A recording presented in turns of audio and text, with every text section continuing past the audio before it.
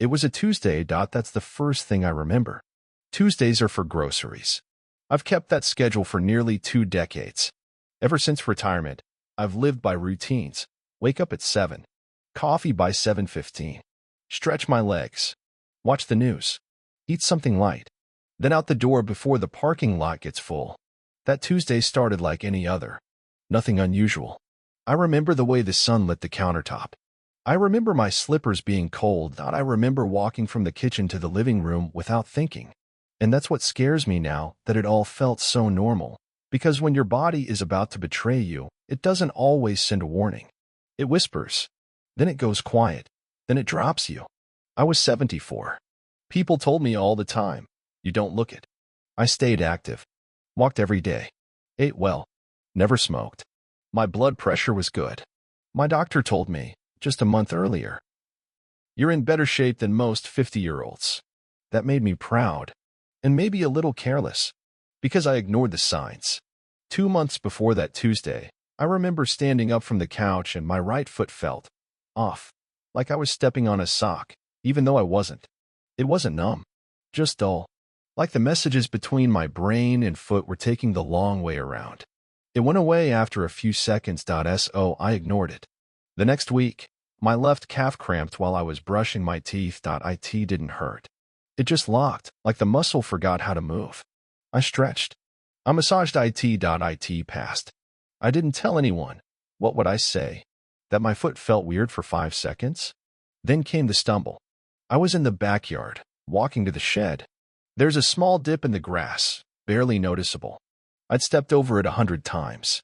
But this time, my foot caught the edge, and I went down. Hard. Not all the way to the ground. I caught myself on the fence. But my leg didn't react. It just gave up. I laughed it off. Told myself I wasn't paying attention. Told myself it was just age. That phrase, just age, it's poison. It's the excuse we use to ignore our own decay.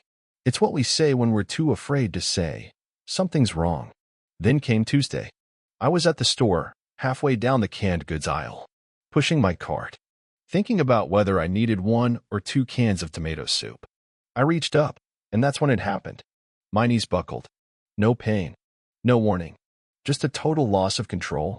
It was like someone flipped a switch. 1 second I was standing. The next, I was on the floor. Flat. Face down. Can of soup still in my hand. People rushed over. Someone shouted, "Sir, are you okay?" I couldn't answer. Because my legs, both of them, were numb. Not asleep. Not tingling. Dead. I could feel my heartbeat in my neck. I could feel the cold floor under my chest.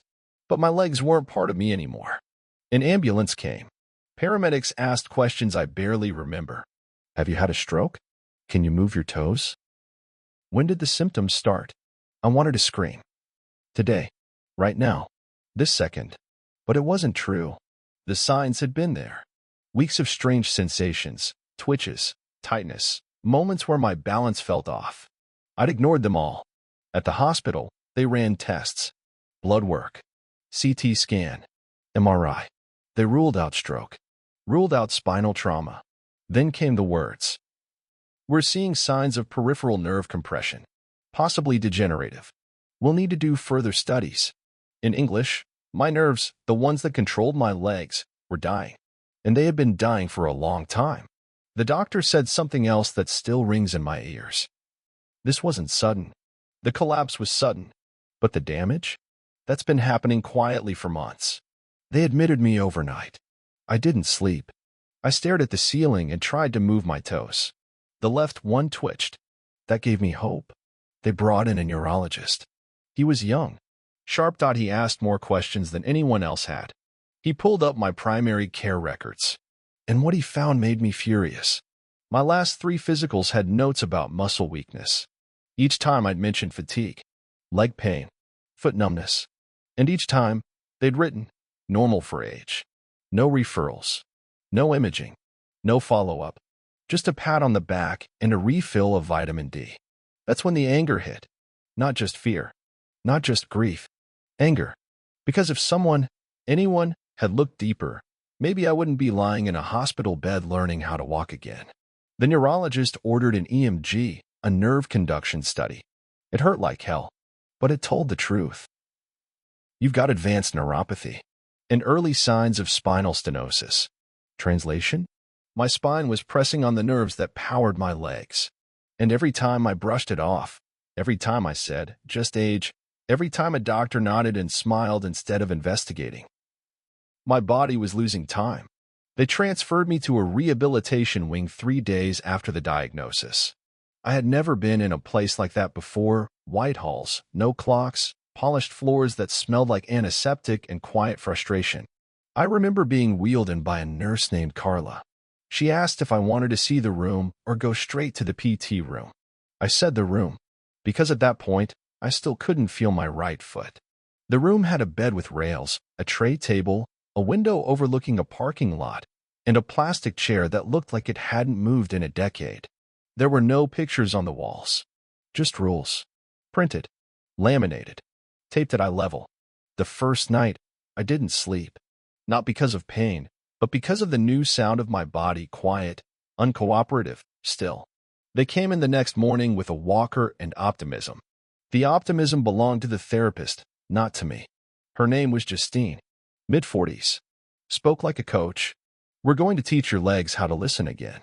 That line made me laugh.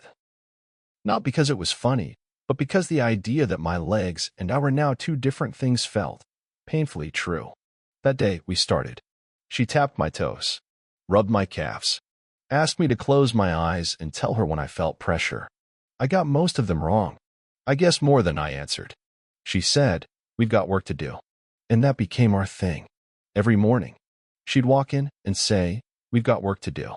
And every morning, I'd sit up and tell myself I was lucky I still had a body that could do any work at all.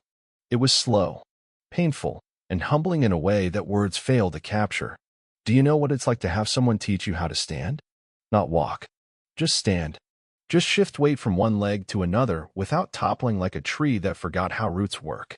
Justine taught me about muscle memory, how some nerves don't regenerate but others learn to compensate.